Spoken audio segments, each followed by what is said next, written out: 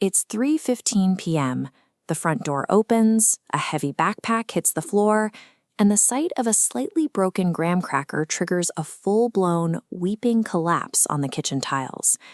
As a parent, your first instinct is usually frustration. You've had a long day too, and this intense reaction over a snack feels ungrateful, manipulative, or willfully defiant. Approaching this as a matter of discipline overlooks the actual biological mechanics at play. We are witnessing a moment of total systemic hardware failure. Treating a biological energy crash as a character issue only prolongs the crisis. To find a solution, we have to look under the cellular hood.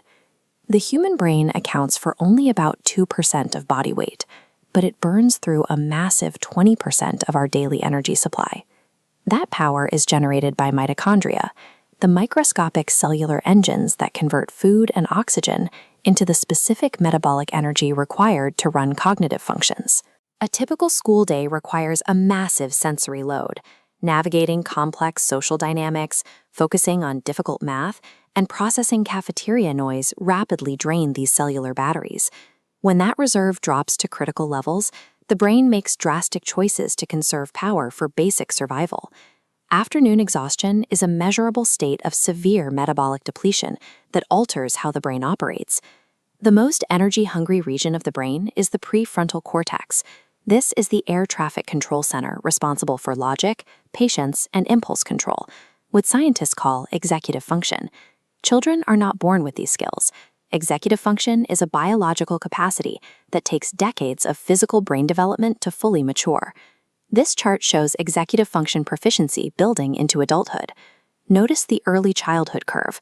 A young child's baseline is low. Because it's still under construction and highly energy dependent, this system is the first forced offline during an afternoon crash. With logic shut down, the brain's primitive, low-energy alarm system, the amygdala, takes immediate control.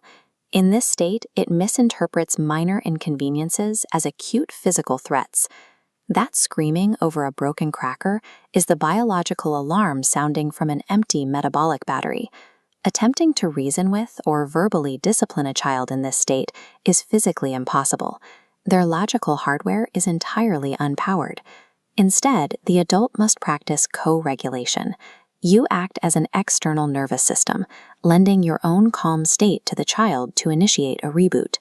First, you provide immediate metabolic fuel, like simple glucose and protein, to jumpstart those stalled mitochondrial engines.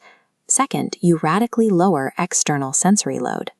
Dimming lights and speaking quietly soothes the vagus nerve, signaling safety and bringing the amygdala's alarm down to zero. These steps provide the physiological first aid needed to bring the thinking mind back online. Let's look at that initial crisis at the kitchen table through this new biological lens. You resist the urge to correct the behavior. Instead, you offer quiet physical presence, sliding a plate of food across the table.